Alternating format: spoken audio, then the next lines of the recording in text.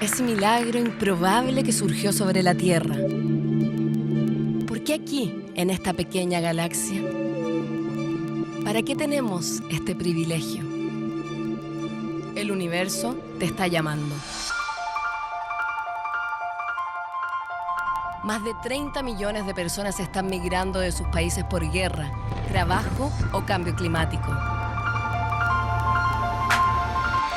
Estamos perdiendo más de 150 especies de animales y plantas cada día. Nuestros polos se están derritiendo.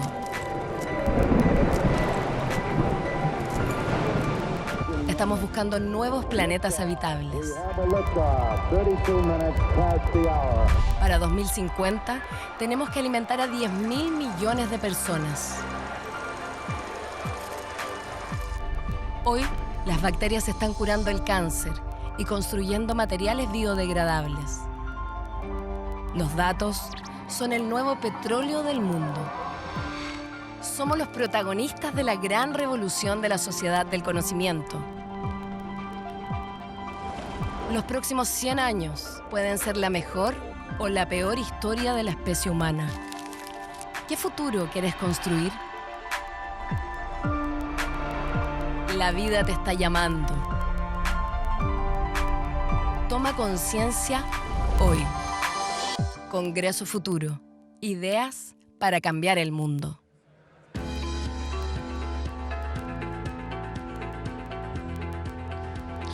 Cilla Elworthy fundó en 1982 el Oxford Research Group, dedicado a generar un diálogo efectivo entre los responsables de la formulación de políticas sobre armas nucleares. Además, es miembro del World Future Council y cofundadora de Rising Women, Rising World, organización de mujeres que busca construir un mundo que funcione con igualdad de condiciones. Con ustedes, Cilla Elworthy.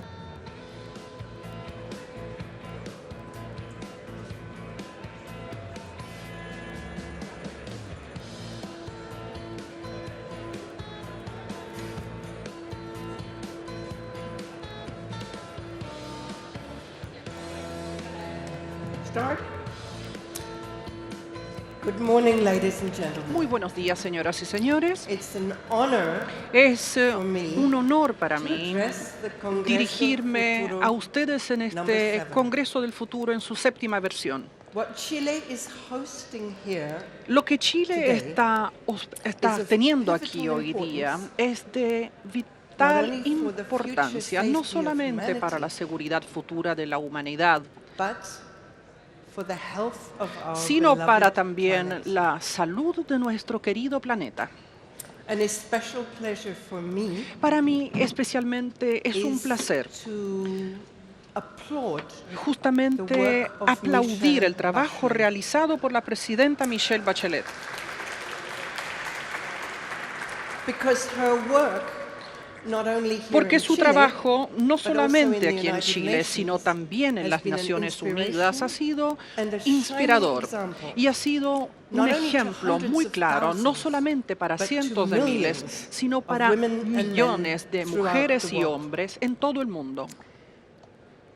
Your choice to include Su the question opción of de incluir consciousness la conciencia en este Congreso o el tema de is la pivotal, conciencia and en I'll este explain Congreso es why. algo muy, muy importante. Ya les I will explicaré el porqué. investigate with you this morning Voy a investigar junto con ustedes esta why mañana el consciousness por qué la conciencia essential es to esencial building para poder peace. construir la paz.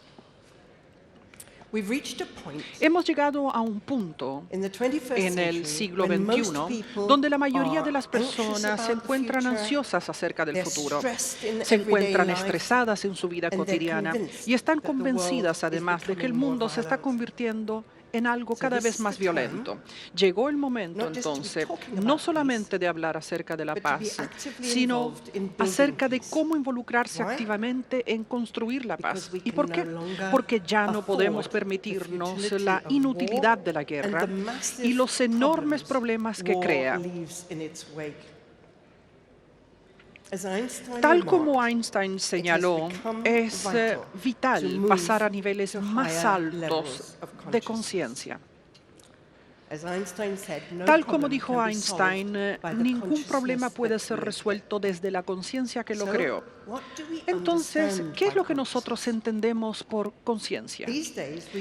En estos días utilizamos la palabra no solamente para hablar acerca de las diferencias entre los humanos y otras criaturas, sino también para describir la experiencia de convertirse en autorreflexivos o autoconscientes, de ganar lo que se puede llamar, entre comillas, visión de helicóptero, acerca de cómo nos comportamos. Esto nos da la habilidad entonces de poder observar nuestras emociones conforme se presentan y por lo tanto tener una opción mayor acerca de cómo actuamos o reactuamos.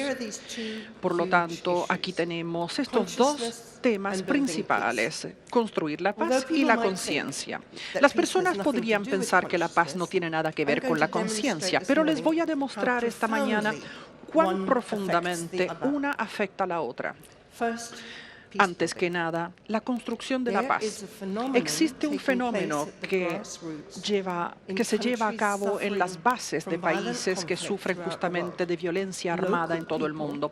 Las personas locales que saben cómo mejor resolver justamente conflictos armados se están movilizando y tomando iniciativas extraordinarias, arriesgando sus propias vidas para poder hacer o impedir que las personas se maten entre sí. En el año 2000, mi organización, Peace Direct, realizó una encuesta para descubrir cuántas iniciativas viables locales se estaban llevando a cabo para poder mantener la paz. Descubrimos que había 350, que eran organizaciones muy creíbles y activas.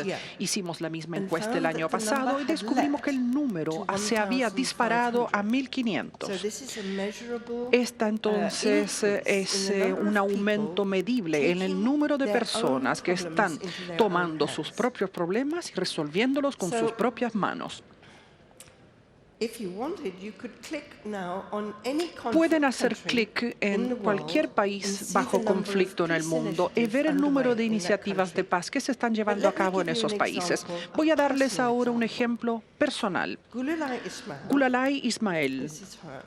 Ella la podemos ver en pantalla. Vive en el noroeste de Pakistán, posiblemente uno de los lugares más peligrosos en el mundo para ser mujer. A los 15 años formó una organización llamada Aware Girls o Niñas Conscientes. ¿Cuál era el motivo? Permitir que muchas niñas jóvenes fueran al colegio. Tal como sabrán, su colega Malala Yousafzai le dispararon en la cabeza por querer hacer eso. Gulalai ahora tiene 26 años y además no tiene miedo de lo que está haciendo ahora. Ahora está capacitando y educando equipos de mujeres y hombres jóvenes para justamente abordar estos temas, identificar lo que están siendo instruidos por la yihad, hablar con ellos, hablar con sus familias acerca del por qué y por qué no deberían unirse a la yihad. Hasta el momento han disuadido más de 200 jóvenes de llevar a cabo este tipo de misiones suicidas con bombas. ¿Qué es lo que hacen? Utilizan las herramientas del escuchar y del diálogo, haciendo que la no violencia sea la herramienta más poderosa en contra de la violencia misma. Literalmente hay centenas de miles de estos héroes anónimos ahora en todo el mundo. Hemos investigado quiénes están haciendo esto en Congo, en Zimbabue, en Sudáfrica, en Colombia, en Irak, en Afganistán, en Líbano e incluso en Siria. Y estas son personas que ponen en riesgo sus propias vidas para impedir que otros sean asesinados y también ayudan a construir un futuro más seguro para los niños. Los medios de comunicación aún no han captado este fenómeno, principalmente porque prefieren reportar horror. Aquí tenemos otra imagen de Gulalai con sus alumnos. Los medios de comunicación, tal como les estaba diciendo, prefieren reportar el horror, el escándalo y poner imágenes de misiones suicidas con bomba en sus diarios, por ejemplo, en prensa escrita. Para mí esto es una gran ceguera, puesto que existe este fenómeno extraordinario de personas que ponen en riesgo su propia vida para salvar la vida de otros. Podría darle muchísimos ejemplos al respecto, pero uno de los temas clave que creo que va a ser importante es que durante el proceso de crear la paz, las que tienen más éxito son las mujeres. En el año 2009, solamente 2.5% de los que se sentaban en mesas de negociación de paz eran mujeres y el resultado era que el 15% de los acuerdos de paz fracasaban en un lapso de 5 años. ¿Y por qué? Porque el interés de aquellos que sufrían más por la guerra, las mujeres, los niños, los ancianos, los que habían sido lesionados y los que también sufrían estrés postraumático, no habían sido atendidos en esos acuerdos. ¿Qué sucede ahora? El número de mujeres capacitadas y capaz para poder trabajar para la paz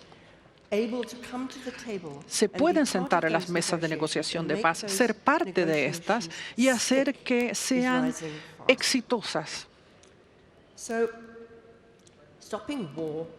Detener la guerra a nivel local tiene un costo muy bajo, pero para poder ser efectivo en justamente impedir y prevenir el conflicto, se requiere un gran nivel de conciencia. Y les quiero mostrar cómo, no cualquier conciencia, sino la integridad, la humildad, la capacidad de observar y también la capacidad de escuchar. Veamos ahora el tema conciencia en mayor profundidad. En este caso, hay que ganar autoconocimiento lo suficiente como para darse cuenta de los sentimientos que uno no quiere sentir, lo que otros llamarían nuestra sombra, entre comillas, nuestro lado oscuro. Y esto es algo vital en construir la paz.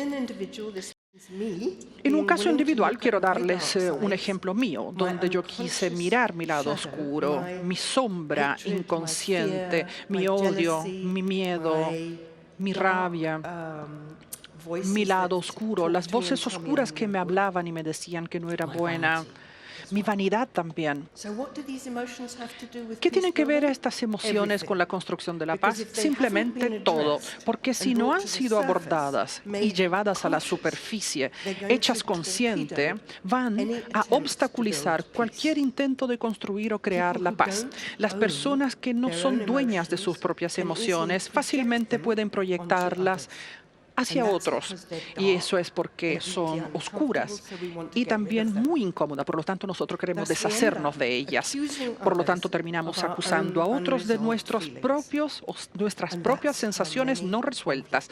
Y es así como comienzan muchos conflictos. Voy a darles ahora un ejemplo del ambiente familiar. Digamos que Angelina, la esposa, acusa a su pareja Giorgio de tener mal carácter y de echar a perder situaciones familiares. Giorgio no tiene idea de lo que ella está hablando, entonces él se defiende sus acciones. Angelina entonces le hace un sermón, una letanía de su mala conducta y muestra además mucha ira. Si hubiera más conciencia, esto podría ser el momento para que ella, de manera suave, se preguntara qué es lo que tanto le molesta. Quizás algo que sucedió unos días días antes o años antes. Un ejemplo de mi propia vida quiero compartir con ustedes ahora. En el año 1982 me alarmó la posibilidad de accidentes nucleares en los Estados Unidos, entre Estados Unidos y en ese entonces Unión Soviética. No sabía en ese entonces, pero lo que estaba impulsando mi miedo era un riesgo de guerra nuclear accidental. Y no sabía que estaba a 20 minutos de un intercambio nuclear en noviembre. Más tarde, si quieren, puedo hablarle de eso. Pero me alarmé tanto que decidí averiguar quiénes eran las personas que tomaban las decisiones al respecto de las armas nucleares y los 5 miembros permanentes del Consejo de Seguridad de las Naciones Unidas. Porque fue esencial para mi manera de pensar comprometerme con estas personas para que ellos pudieran tener el material necesario para poder reconsiderar sus decisiones. Pero mi grupo de investigación de Oxford estaba guiado por su propio miedo y terror. Por lo tanto, no pudimos hacer este contrato, no pudimos unir a las personas en diálogo.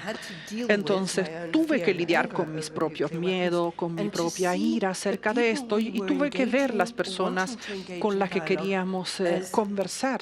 Y las tuve que ver como personas como nosotros, que quizá podemos odiar lo que hacen, pero debemos aceptarlo como personas también. Y cuando eso sucedió, todo cambió. El diálogo comenzó.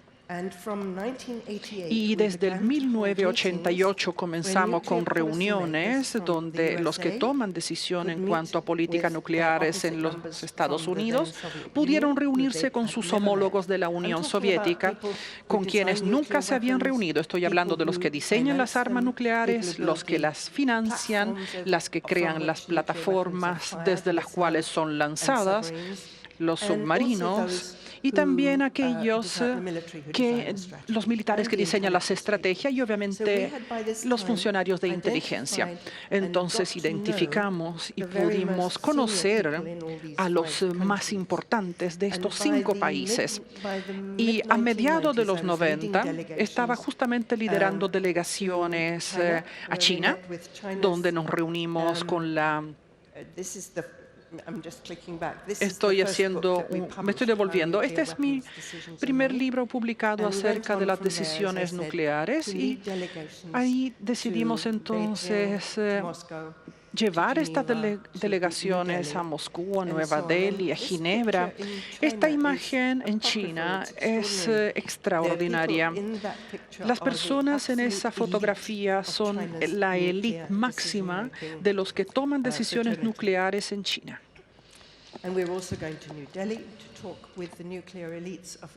También fuimos a Nueva Delhi, Pakistán. Todas estas reuniones tuvieron que suceder bajo radar, porque si la prensa se enteraba, nadie iba a ir.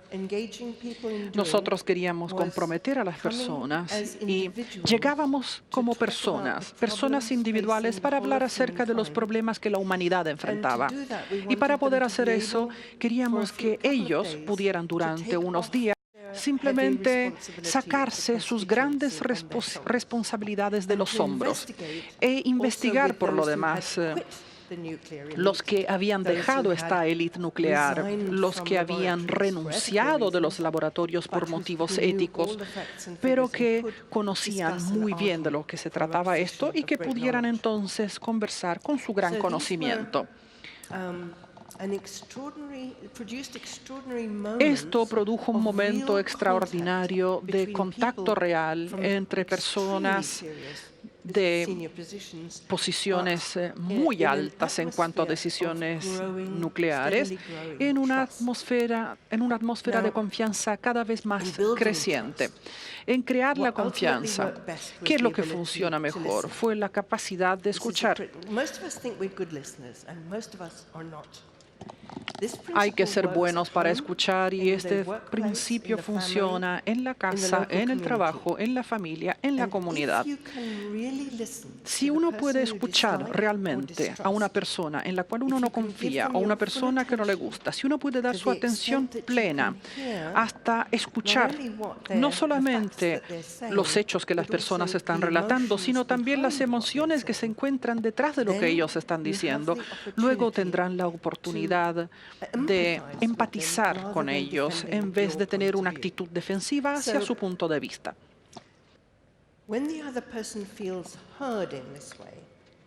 Cuando uno logra captar los sentimientos de la otra persona, su actitud se suavizará.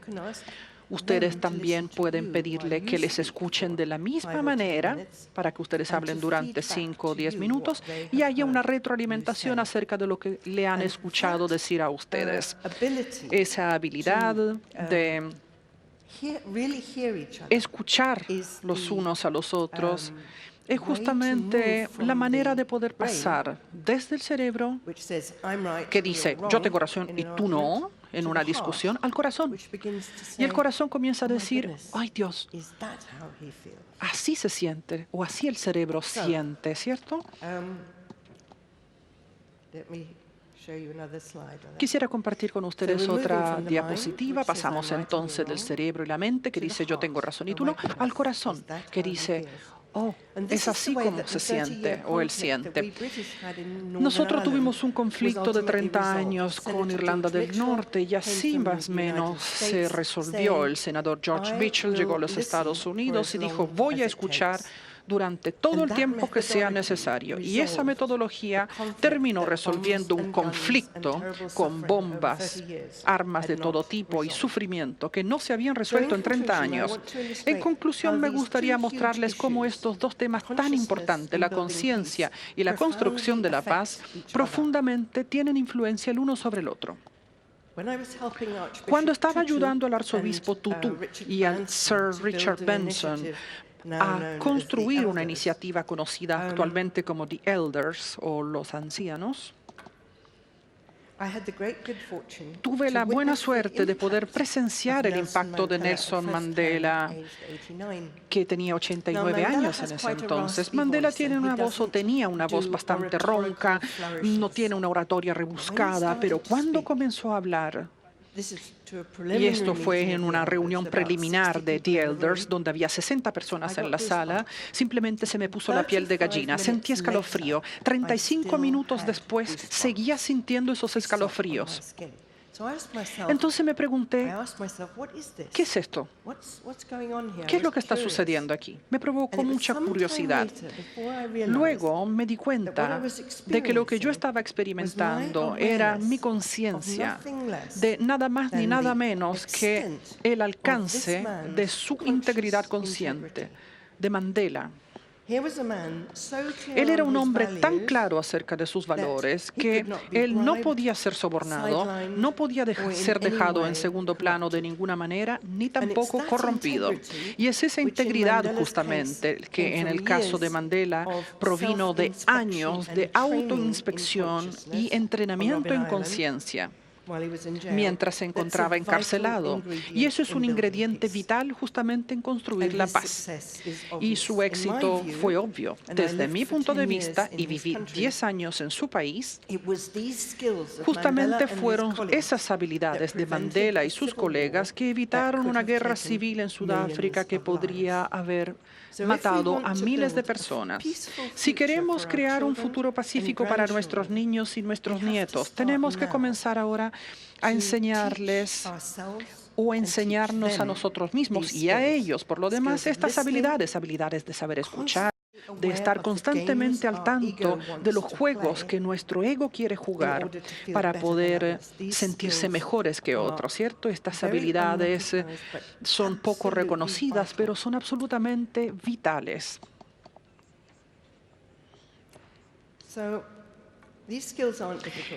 Estas habilidades no son difíciles de aprender. Los niños las toman de manera natural, la usan para, por ejemplo, parar el bullying cuando juegan y luego se le enseñan a sus padres también.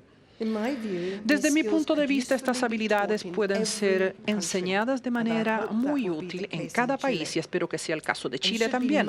Y deberían ser además obligatorias para aquellos que ostentan cargos públicos, para ejecutivos en grandes empresas también, porque nuestra responsabilidad última es justamente construir la paz y construir un futuro seguro para todos.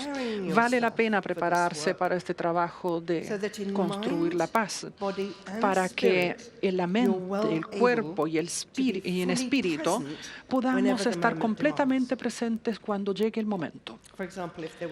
Por ejemplo, si hubiese una pelea en la calle, uno está listo, uno está presente. Para poder mostrar esto, me gustaría terminar con una historia real que muestra justamente otra faceta del efecto de la conciencia sobre la paz, de cómo la humillación es un impulsor clave. ¿Sabían eso? Que la humillación es un impulsor para la guerra.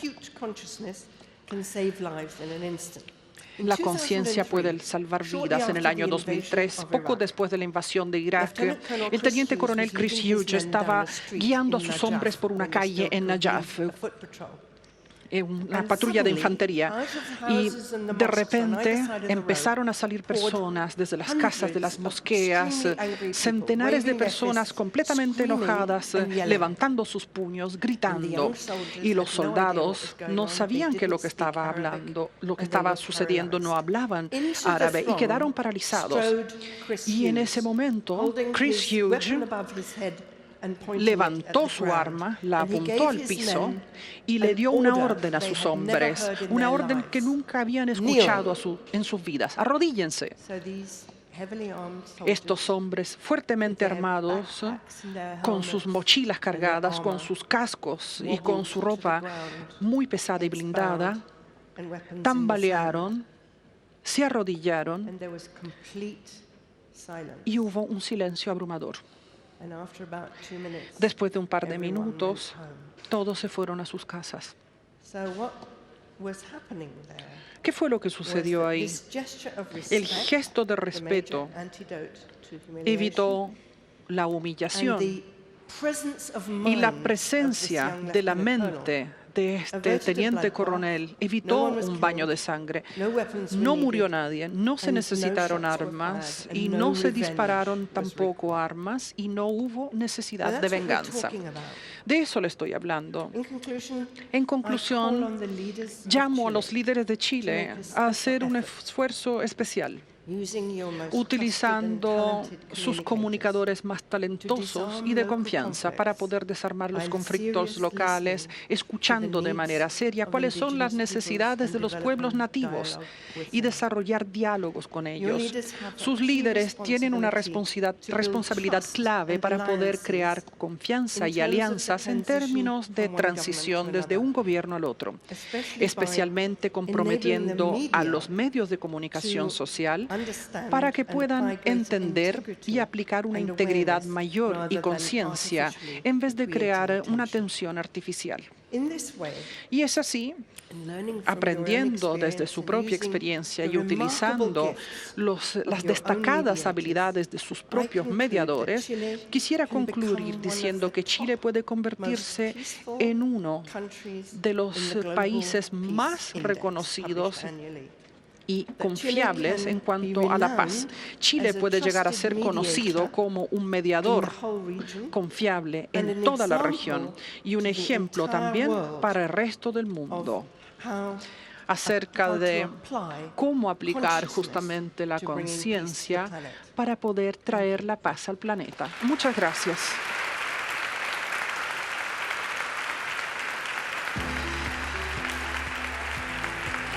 Agradecemos a Sila por esta primera exposición de la 7ª versión del Congreso Futuro.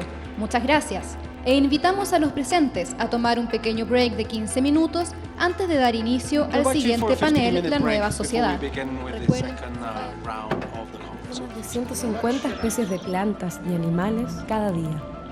Los datos son el nuevo petróleo del mundo. Los polos se están derritiendo. Estamos buscando nuevos planetas habitables. Los próximos 100 años pueden ser la mejor o la peor historia de la especie humana. ¿Qué futuro quieres construir?